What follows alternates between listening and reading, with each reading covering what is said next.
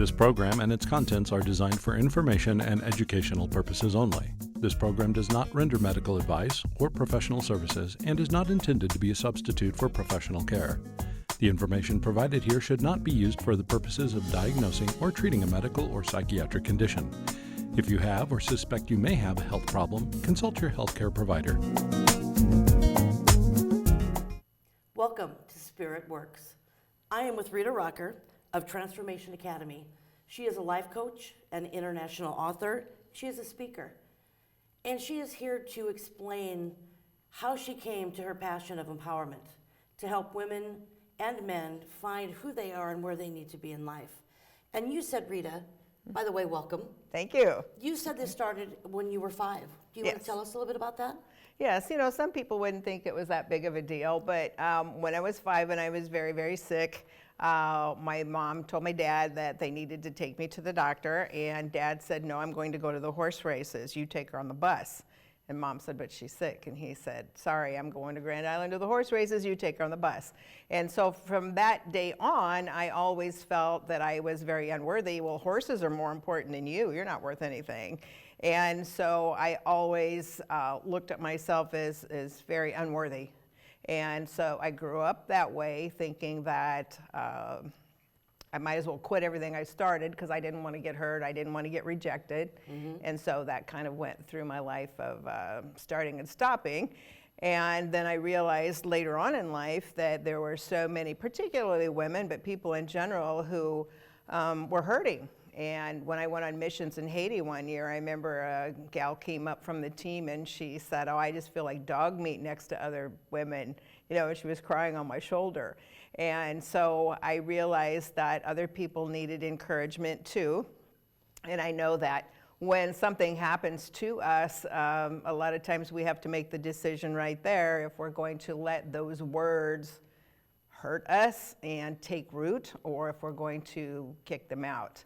And so as I started speaking and was asked to do some writing, and I had taught some modeling classes and tried to build up my own self-esteem, but also help other ladies, I just had such a passion to really, really get in there and to show people, how to live. I was a Mrs. Nebraska a long time ago, and my husband died during my term from cancer, and I remember speaking right after that at a women's retreat, and some ladies came up to me afterwards, and they said, well, your message wasn't what we expected. And I said, well, what were you expecting? And they said, well, to talk about the pageant. And I said, no. This is all about when you fall down, you get back up, dust your knees off, get back in the race, and go forward with life no matter what has happened to you. That is fantastic. Back it up a little bit. I think it's really important that we share that you had 2 abusive marriages. I was in 2 domestic violence marriages. The first one was pretty hideous and gross with a lot of things I really can't even discuss, but yes. And so I have been able to work with women who have been through a lot of domestic violence. I was also widowed by a good guy. I can do that. I've been through many, many surgeries, brain tumor, jawbone tumor. I have a shunt in my head and all kinds of stuff.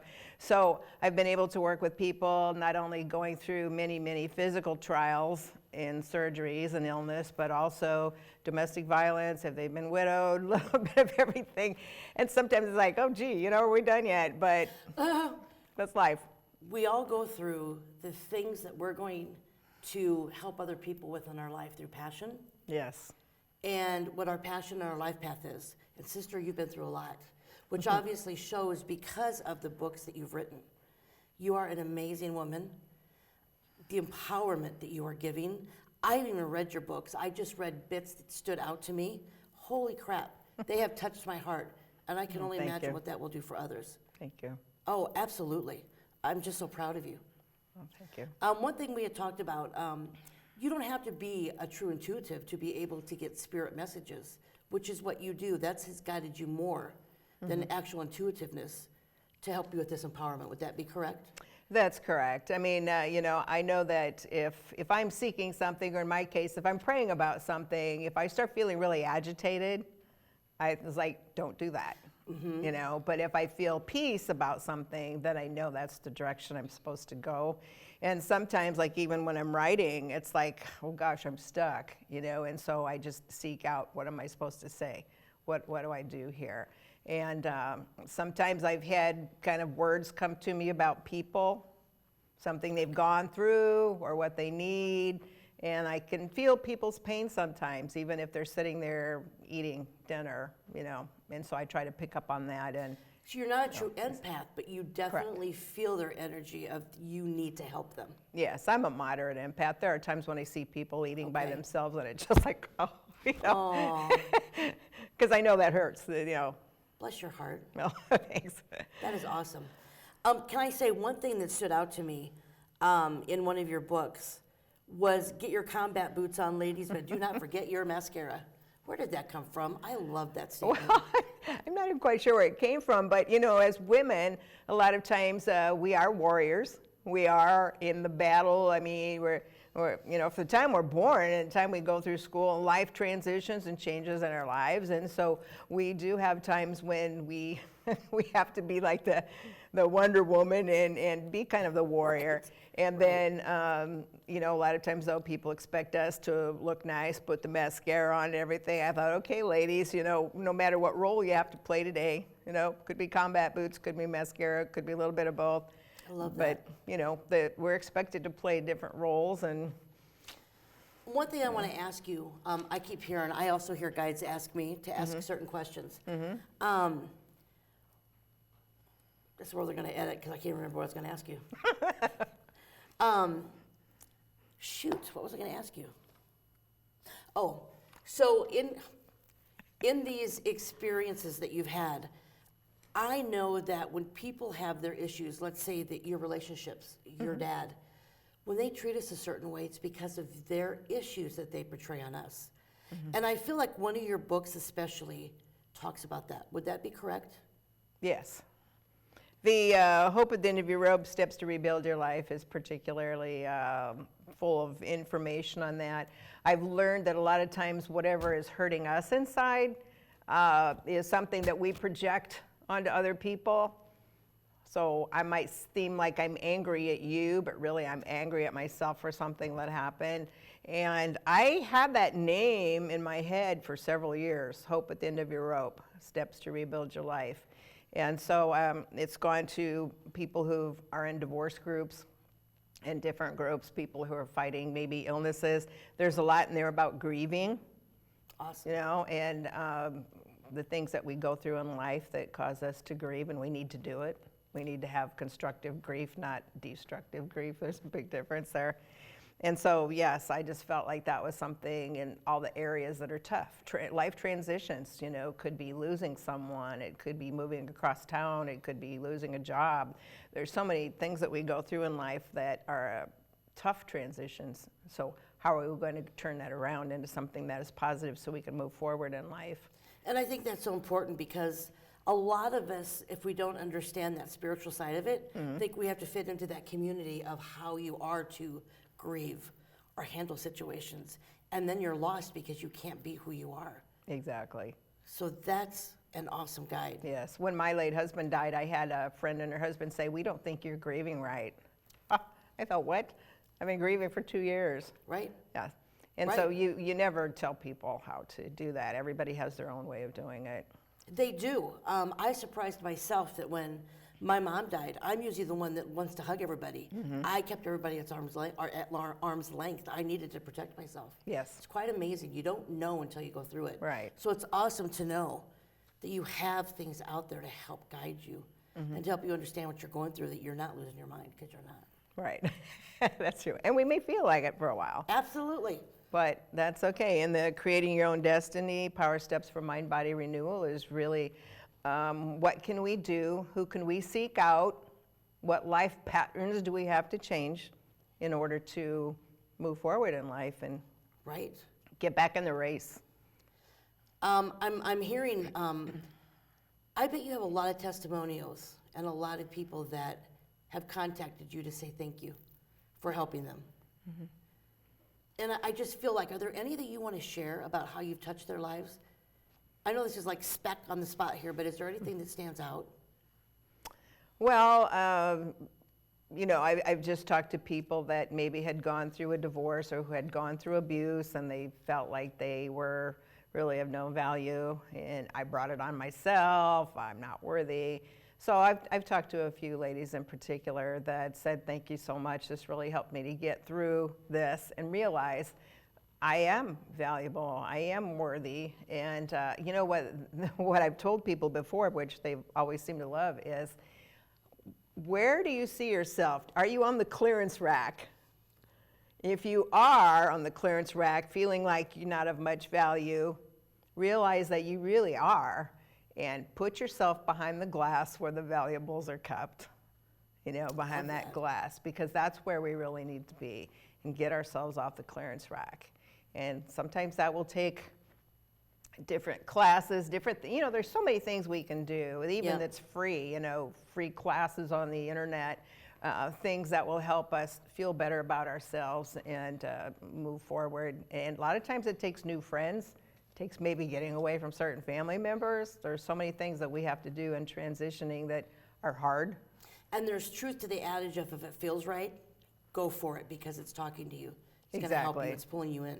Exactly. Stepping back to the testimonials, I'm wondering for people that you haven't touched personally, do people write you or text you to let you know how you've touched them even though you've never met them?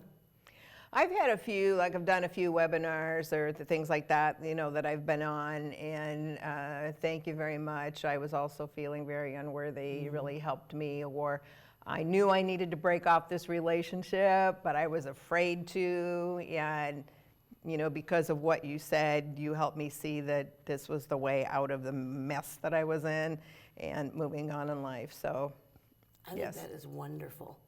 And even job and life skills. I have a lot, especially in the Small Business Guide to Marketing Yourself for Success. But there are so many things in there, too, that have really helped people to have more confidence, get better jobs, have better communication skills, more manners. Even teenagers, the McManners generation. Yeah, the McManners. That's what it's called. I haven't heard that. I love that. So explain McManners. Well, it's kind of like, especially the Generation Xers were kind of the ones that had to start that, mom and dad working or whatever or out. And so it was kind of, here's McDonald's, And so now so many of the young people, it's, well, I'm going to grab a bag of fast food and I'm going to be on my, phone. And so when they're trying to get out into the real world with real jobs, they don't know how to communicate. They don't have proper manners. So I've worked with them on that, and that's really helped. Yeah. It's very true. They don't know how to be validated or to validate. Yes. I did talk to a group of high school students one time a few years ago about juniors and seniors, and it was about getting ready for the working world, about manners, about their appearance, etc. And after all the other kids left, a girl who was a junior that year came up to me afterwards and she said, thank you so much for talking to us about some other things as well, about their value and their worth, which I hadn't planned on doing, but I felt like I was supposed to, one of those things. She said, I was ready to commit suicide. But because of the things that you said, you really gave me hope. And I'm like, what? We never know what our words and our actions are going to do. That's why you have to follow through when it feels right. So I'll never forget that. It wasn't anything I was planning to say, but I knew I had to. That is phenomenal.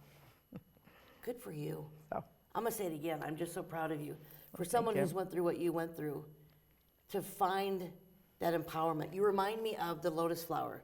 The lotus flower is very deep and very dark, and it has to push its way up, and when it does, that light, beautiful, peaceful, even when you look at one. So you're a lotus flower, so I think that needs to go on your next cover. Thank you, that's very Something to do sweet. with the lotus flower. Go with it, a pink one. Yeah, because I've told people, it's kind of like you look at a package of flower seeds. Oh, they're beautiful on the outside. But you open it up and just go, oh. There's a bunch of shriveled up little brown seeds that mean nothing.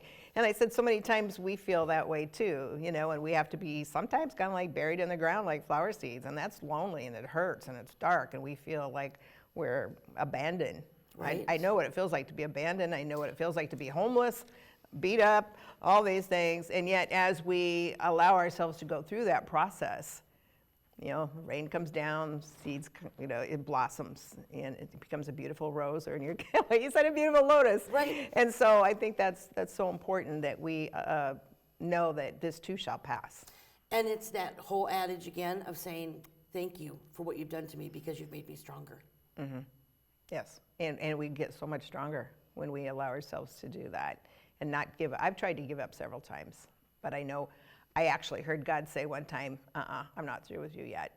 I heard that very clearly when I said, can I go home now? He said, no, I'm not through with you yet. Oh. Like, okay. Okay, now what? Give me a sign. Let's get the show on the road then. No, but I know. Was that before you wrote books? that Or was was that about 3 years ago. After Really? brain tumor, jawbone tumor, back surgeries, Meniere's disease, and all these things that happened shot in my head. And I said, I'm ready to go. It's like, nope, we're not done yet. Good Lord, sister. Well, I think you've been through everything you're supposed to go through. You're helping everyone else. But you are amazing. Oh, thank you. But anyway, so I like to share in there, and then also I have some programs that you know, I'm working with people on, and doing some more videos, some programs to really be able to help people. Well, and talking about that, you have Under-Earning Overcomers. Yes, a friend of mine and I are actually working on some seminars. We're still in the planning process of Under-Earning Overcomers, where there will be actual seminars. And we're going to be working with people on what's deep down inside, first of all, because it's the mental, it's all those issues of mental, emotional issues first that we have to deal with. Why are we not earning much money when we're actually very qualified to do that? Mm-hmm. And so that we're going to take them through steps, through a program, through exercises that will help them. So you're mind, body, spirit. You're Absolutely. healing them soul down on up. And I, you know, I've told people when they say, well, you need to niche down into, okay, is it the manners, the communications, the appearance, what are you doing? And I said, no, we're a whole person. We're an inner and outer person. You start with the inside, deal with everything that's going on there, all the little voices, all the little, you know, patterns. Then we work on the outside with their communication skills, their manners, their self-confidence. The onion layers that you have to work through. Absolutely. To get down to that base. Absolutely. That is phenomenal. And then your other is business coaching for coaches. Yes, somehow on LinkedIn, about 2-3 years ago, actually, I met a gentleman named Dennis who's in London. And he asked me about working with him on some programs, and at the time I said, no, I'm too sick, to be real honest. I was going through too much, and so he kept in touch, and so we've been working on something where we will have what we hope to be a global community that'll be free, that people can get in and they can communicate with each other, learn from each other. And then we also are working on coaching programs, started off just helping other coaches, but I said no. I have to work on a little broader one, whether they're not coaches, whether they're, you know, so I'm going to be working with business women. He's going to be working more with coaches. Talk about planting those seeds. He planted one in you. And then look out for the blossom. Yeah. Good for you. Oh, well, thank you. Do you have anything else that's coming up that you'd like to share with us? Well, mainly just working on the Under-Earning Overcomers, working with my programs with Transformation Academy. I am looking in the near future to actually do some online training programs. Those are something, you know, when people are busy and they can't go to a seminar, and there are a lot of online training programs right now that people are getting a lot of education from those. So that's something that I have, that I'm planning to do in the near future. That's awesome. Do you have any more books in mind that you are going to write? Well, I do. I have like 12 co-authors. This is just one of them about the professional woman. And I feel like it's about the miracle in the mirror.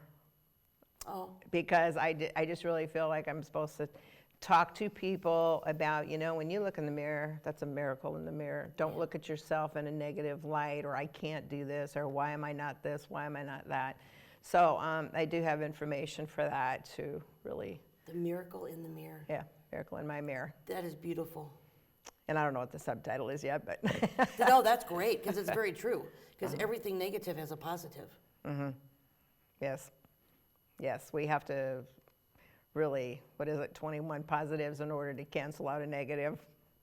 And I had heard at one time, too, that for a bad habit, whether it be on your side or someone else's, it takes 8 years to overcome that.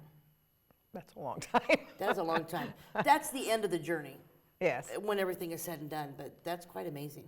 But to really help people, what is their end goal, and then work backwards. Because, a lot of times, even when we're younger, we have goals, we have dreams, we have all these things we want to do when we're older, and then life gets in the way, and we get in relationships, there's illness, there's, family, and I got to go to work full time, and I don't have time to work on this particular program anymore. And so one of the things I'm really trying to help people with is to get those dreams back off the shelf and know that I don't care if you're 20, 40, 60, 80 years old. As long as you're alive, there's still things to do. There's still work to do. We all, even no matter what age we are, have a lot of valuable experiences to share with other people. Put in the pot. And help them get beyond a lot of stuff that they can avoid otherwise. Well, and going back to the number 8, it's not always an 8-year journey. Right. But I know that, I believe that it was said for 8 because 8 is prosperity and abundance. And that's a great number Yes. to look at and have in your life when you're going through that. Yes. That's very true. Very true. Okay. What else do you want to talk about? What am I not hitting on that maybe you want to? I'm just so freaking proud of you with everything you've done that I'm stuck on that. Yeah. I'm trying to think of something that might be.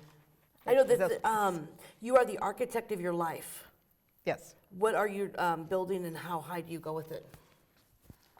I think that is phenomenal. People don't realize they're the architect of their life. Like you said, they let other people build it for them. We are really the architects of our lives. People make judgments about us, and we can either take those judgments or we can make our own. And we really create our own life. I mean, people can say, no, I want you to do this, no, I want you to do that. But we make the choice of saying, no, that's not me. Right. I don't care what I was told to do. This is what I'm called to do. This is what I want to do. And not have to do something that a parent or teacher or someone else said, but to really choose.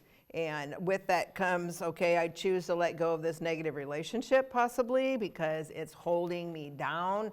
I need new friends. I need to take some online classes and learn a little bit more in a particular area. Maybe just have somebody tell me how they see me communicating or how they see me, doing things that maybe I could change a little bit. And so we really are the architect. It's like, no, I'm going this way. I'm sorry, I can't take you with me. But that happens a lot. Well, and maybe they're helping you figure out how you're going to make that next step in your architecture. Yes. That you didn't know where you were going before. You know what, let's kind of back it up a little bit because I find a lot of people don't understand. It's okay to have permission. You can give yourself permission to get rid of someone in your life. Yes. That's not good for you. Doesn't mean it will always be you're never in their life again, but if it is, it means that your mission is together, what you taught each other is done. Exactly. How do you help someone understand that level of permission that it's okay to release people? Well, sometimes it's like, okay, just stop and think. Has this relationship helped me or hurt me? Where am I going with this relationship? Is it somebody who is down and out, so they want to keep me down and out? Is this person actually someone who's encouraging me to go forward? And a lot of times that's very tough. We don't want to let go of friendships. But I've seen that happen over and over again. And when I was in really bad abusive relationship, and yes, there was drugs and alcohol and abuse and all of that, I realized that no, I have to let go of all this. So I said, God, would you give me new friends? I really did. And you got new friends. And I got new friends. And so a lot of times we have to do that kind of thing, make some decisions that maybe for a little bit are tough. But then as we keep moving forward, moving in that different direction, new friends, new opportunities, new relationships will come along and fill in. For those people, though, that are nurturers and they find self-justification as to why Yes. they're supposed to stay, how do you help them understand that that's what they are doing for self-sabotage versus being able to release them? That's where you really just have to talk to them and say, what a benefit of this? Because I'm a self-nurturer. I mean, I have too. been. Yeah. And a lot of times we can help people, we want to give, but we feel almost ashamed sometimes if we get back. And it's like, no, you're robbing them of a blessing, for one thing, if you say, no, I don't want this. But at the same time, I have to help them see what benefit is this. if you stay in this path, how is that going to, where are you going to go from here? Do you want to stay in that? I've had that experience that I was always the Ann Landers, where everybody came to me, and they would never think about me. And just lately, one of those people said, "Oh my gosh, I never asked you, how are you doing?" And that's because I've changed my outlook as well. It is time for us to wrap up. Is there anything you would like to finish with? Well, I would just like to say that anyone who wants to talk to me, has any questions, you can look on my website. That's www.transformationacademy.com, Rita Rocker. And I would be very happy to talk with you. If you have any questions on any of the topics we've discussed, just send me an email and let me know. And I'm always here for coaching, for training, any way that I can assist. Makeovers, those are fun. I know. So- It has been a pleasure sharing Thank this you. with you, and I look forward to all the people's lives that you're going to touch. Thank you very much. Thank you for joining us here at Spirit Works. Until next time, take care.